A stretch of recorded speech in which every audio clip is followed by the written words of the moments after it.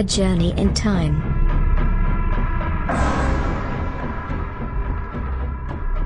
The ancient Illyrians in 21st century.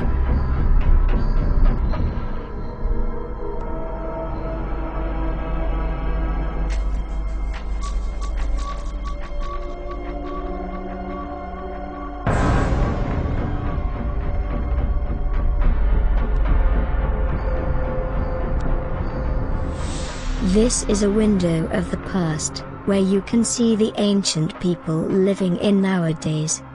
This short documentary is made by Endrit Kadriu.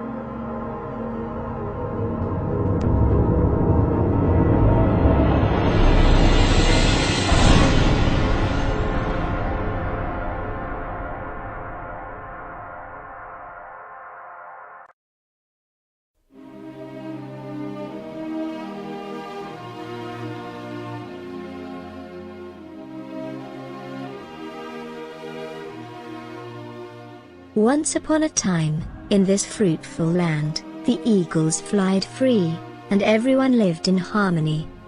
This land was ruled by a nation that lived here since the first signs of humanity, and they were called the Pelasgians.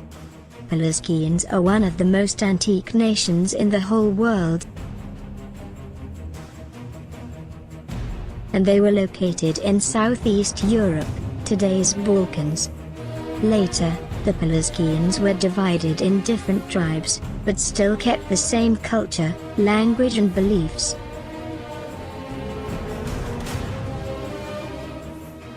Since they were in tribes, the conflicts between tribes became often, and the harmony between people was lost. These tribes later were called the Illyrians, and there were over 70 Illyrian tribes. Illyrians used to rule the Mediterranean Sea, the Balkans, and even more. Illyrian kings and their armies got even to Far East, and leaving signs even today, such as the ancient Macedonians, the Illyrian tribe that used to live in southern Balkans. By the year of 336 BC, there was a new leader born in ancient Macedonia. He was called Alexander the Great. Alexander was the son of Philip II, and his wife Olympia, the daughter of Neoptomus I, king of Epirus. When Alexander was 13, Philip chose Aristotle as Alexander's teacher. Moreover, Alexander was proclaimed king by the nobles and army at the age of 20. Since Alexander took the power of Macedonia, he started the first campaign, invasion of the Balkans. Then Alexander conquered Persia, and started the Indian invasion campaign, where he was forced to retreat.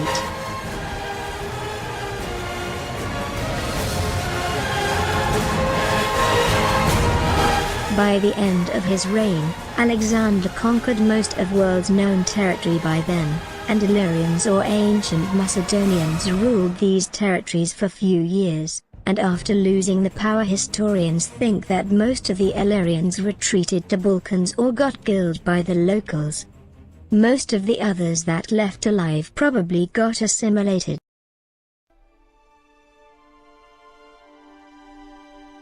At the Central Asia, respectively today's Afghanistan and Pakistan region, there are few very interesting tribes that are fascinating the science.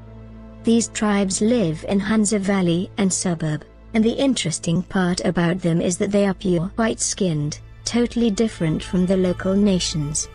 These tribes also speak different language, have different culture and different beliefs from the local people.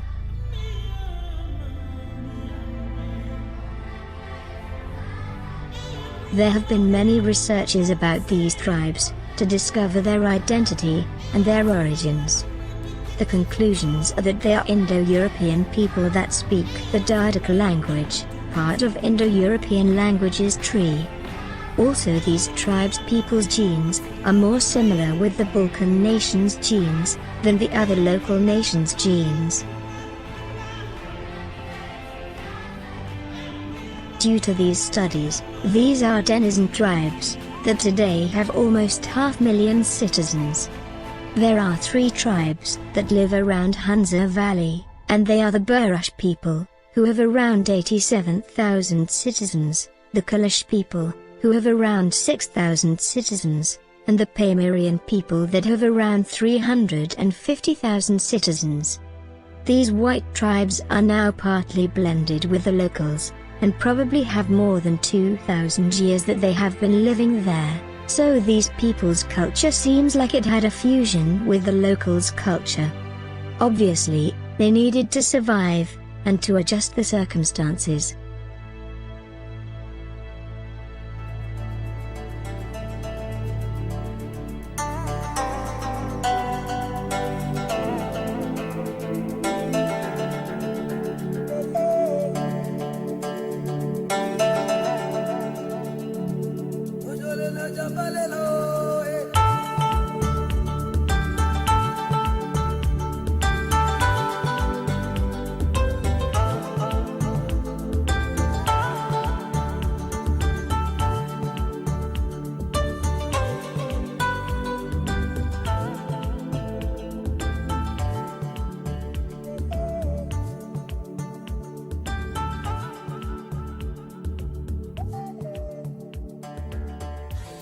These white tribes have the same culture, and the same identity, but there are few differences between them, because of the different local nations that they are blended with.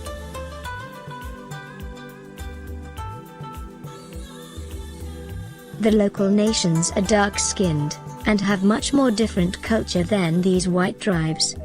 They have different language, different beliefs and traditions.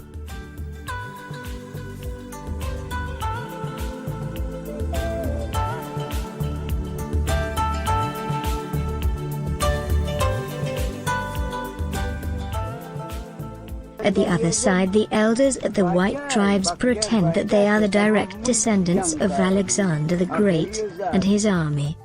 Seems like not all of Alexander the Great's soldiers got retreated, assimilated or killed. The old man is saying that Alexander the Great's soldiers stayed here and married local women. We are the direct descendants of them.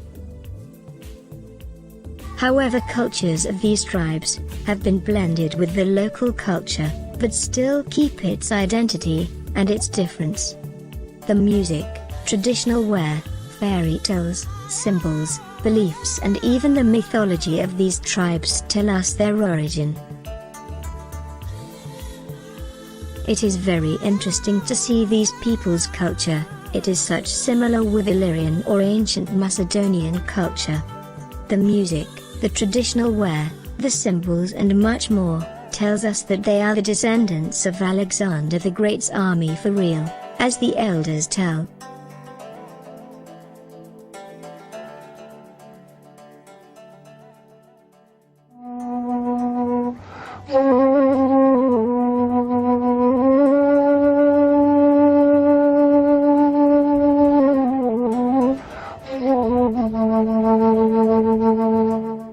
The language of the Burusho people, the Kalash people, and the Pamirian people, still keeps some words that are similar only with the Albanian language, the ethnic descendants of the Illyrians, at the Balkans.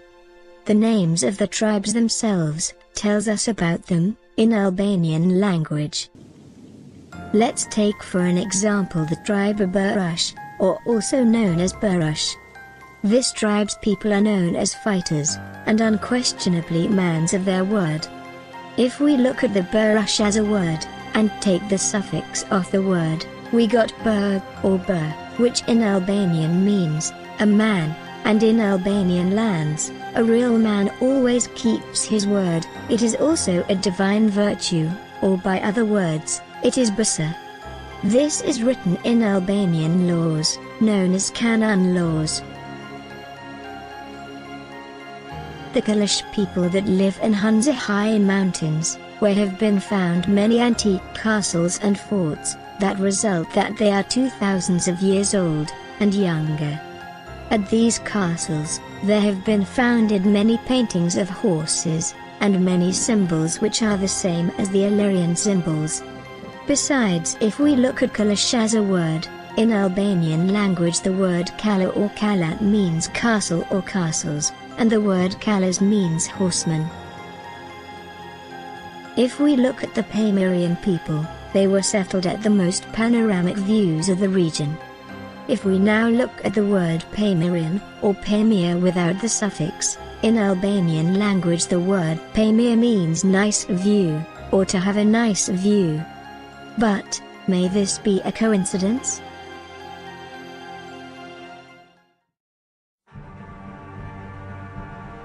Furthermore, there have been many different facts that link these white tribes with the ancient Macedonians, that were an Illyrian tribe, and of course, it is unquestionable that Albanians are the autochthon descendants of Illyrians.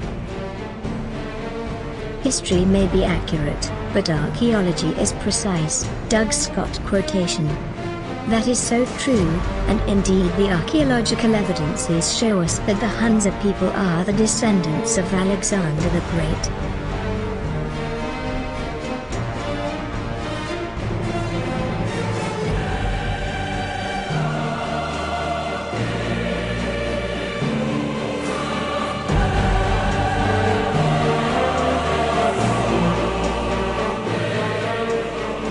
The sun symbol, the snake symbol, and the horned goat symbol are the basic decorations at the antique archaeological findings in Hunza Valley, and they were sculptured in the same identical way as the ancient Macedonians used to. These symbols were not only common symbols for the Illyrians, these symbols were divine for all the Illyrian tribes.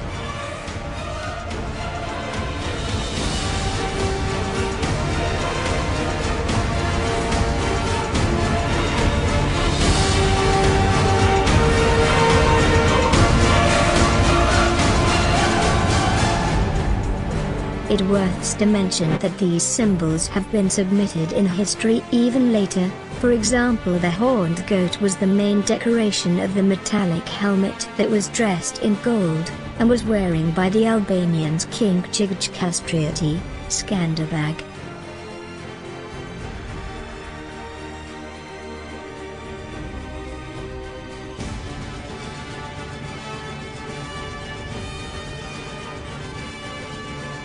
After Skanderbeg's death, a writer named Maran Barlatai says, when the people saw all those young and brave men around Skanderbeg, then it was not hard to believe that the armies of Sultan Murat were so defeated by the Albanians. Indeed, the times when the star of Macedon shone brilliantly had returned, just as they seemed in those long-forgotten times of Pius and Alexander. This was written around the year 1450 CE, and shows us the blood relationship between the ancient Macedonian Illyrians and the Albanians, among many other facts.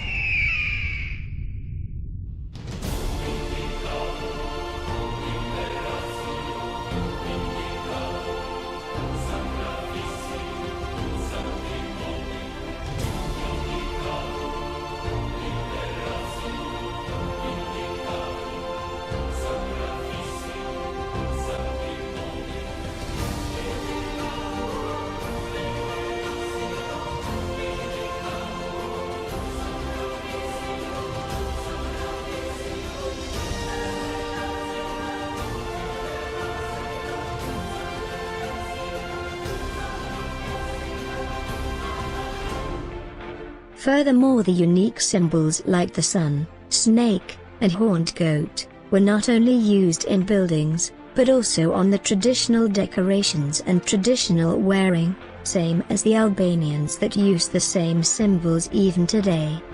The traditional wearing clothes of these white tribes has similarity with the present Albanians' high mountains traditional wear, and due the facts over the Illyrian traditional wearing, it is almost the same clothing.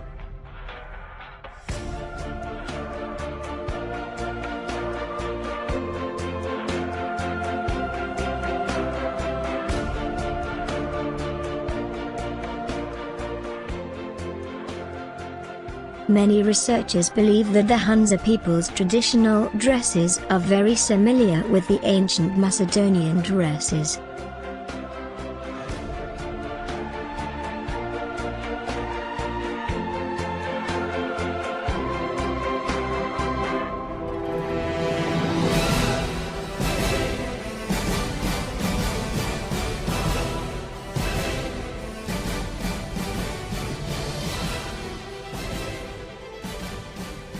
As you can see, the Hunza people's symbols are identical with ancient Illyrian symbols.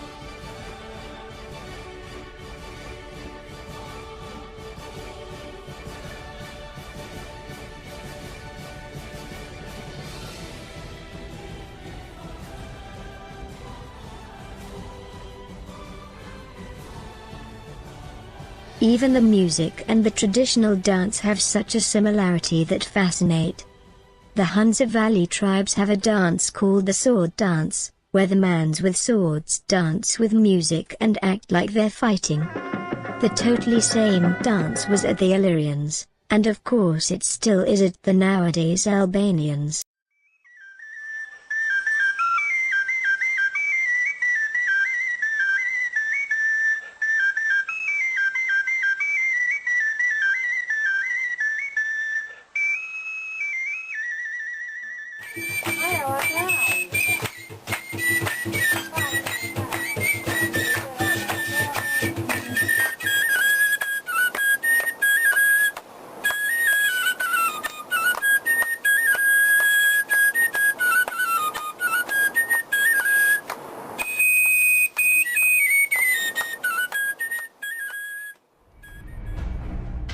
The Burusho people, the Kalash, and the Pamirian people have still kept the same pagan beliefs, same as the Illyrians used to, and it is in their tradition that if someone of their tribe changes his religion, then he must leave the village. And another interesting fact is that the Albanians today have a dog breed known as the Illyrian dog that is mostly founded at the Shah Mountains. However, the Illyrians kept this dog as a shepherd dog or in some cases as a war dog. The Hunza people have their own dog breed too, and guess what? It is the same dog that Hunza people have.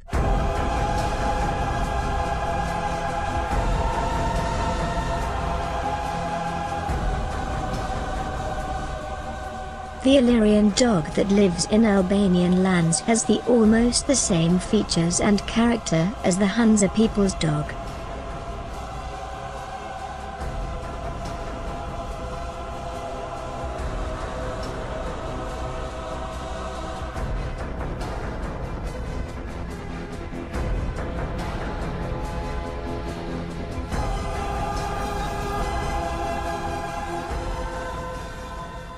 Also, if we look at these people's languages, we may find words that are similar with today's Albanian language.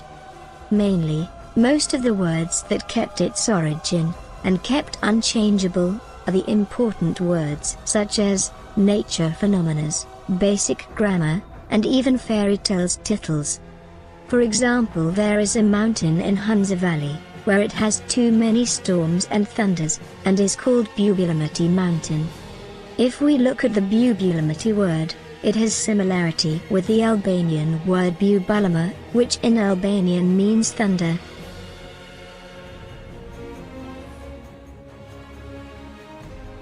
The Hunza Valley people have transmitted that they are the descendants of Alexander the Great generation to generation. As the elders in Hunza keep saying that they are the direct descendants of Alexander the Great and his army. Nowadays Albanians are the descendants of ancient Illyrian people that live in Balkans, and nowadays Burusho, Kalash and the Pamirian people that live in Central Asia. How can it be possible that these two different settlements that live separated for 5,000 kilometers, share and have similarity in the same architecture, the same decorations, the same symbols, the same mythology, the same fairy tales, the same music and dance, the same traditional wear, same words and even the same dog breed? As they say themselves, they are obviously the ancient Illyrians, living today among us in 21st century.